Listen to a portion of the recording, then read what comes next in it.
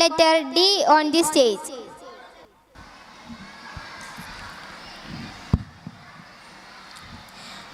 ബഹുമാനപ്പെട്ട എൻ്റെ ഉസ്താദുമാരെ, പ്രിയപ്പെട്ട എൻ്റെ കൂട്ടുകാരെ, അസ്സലാമു അലൈക്കും.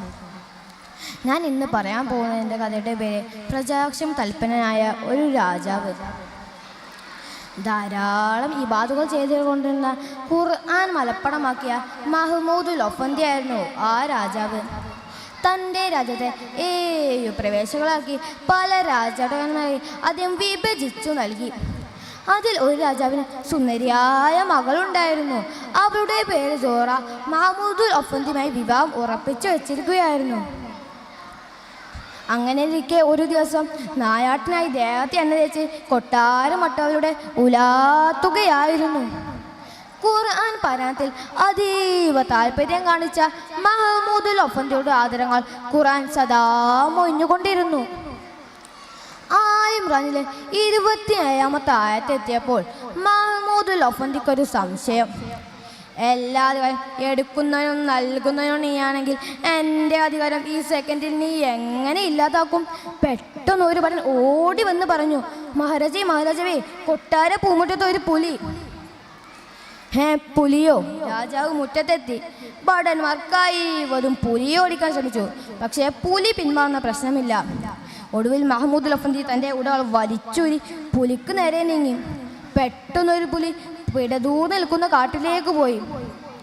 പിറകെ മഹ്മൂദുൽ ഒഫന്തി കുതിരപ്പൊട്ടും. ദീർഘയാത്ര ദിനം പുലി കാട്ടിൽ അപ്രതീക്ഷിതമായി. ക്ഷീണം കാരണം മഹ്മൂദുൽ ഒഫന്തി ഒരു പാറപ്പുറത്ത് അറിയാതെ ഉറങ്ങിപ്പോയി. അതേസമയം നമ്മുടെ സൂറയുടെ കൊട്ടാരത്തിൽ ഒരു കളവ് നടന്നിരിക്കുന്നു. സോറയുടെ വിവാഹാഭരണങ്ങളെല്ലാം ഒരു കള്ളൻ മോഷ്ടിച്ചു.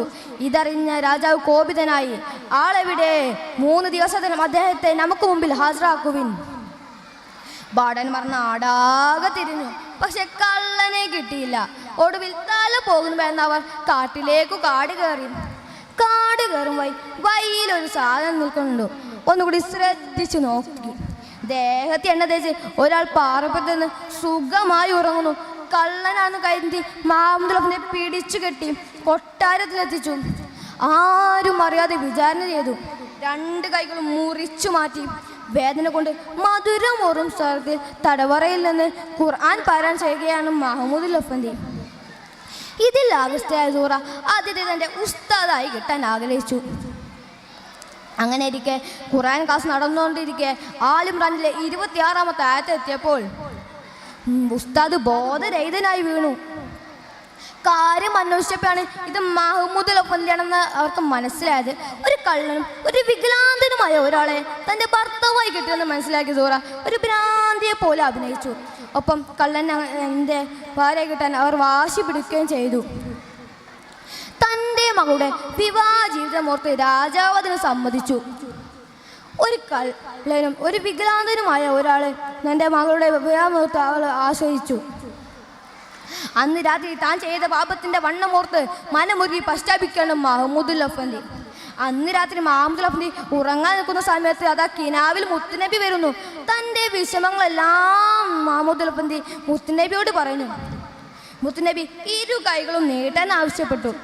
അത്ഭുതം, മഹാത്ഭുതം. തിരുസ്പർശമേറ്റും കൈകൾ 2 പഴയ സ്ഥിതിയിലായി. ഇത് ഒരാളിൽ നിന്ന് ഒരാളിലേക്ക്, അങ്ങനെ കൊട്ടാരം മുഴുവനും വാർത്തയായി എന്ന് പറഞ്ഞുകൊണ്ട് എൻ്റെ കൊച്ചു കഥ ഇവിടെ അവസാനിക്കുന്നു. അസ്സലാമു അലൈക്കും.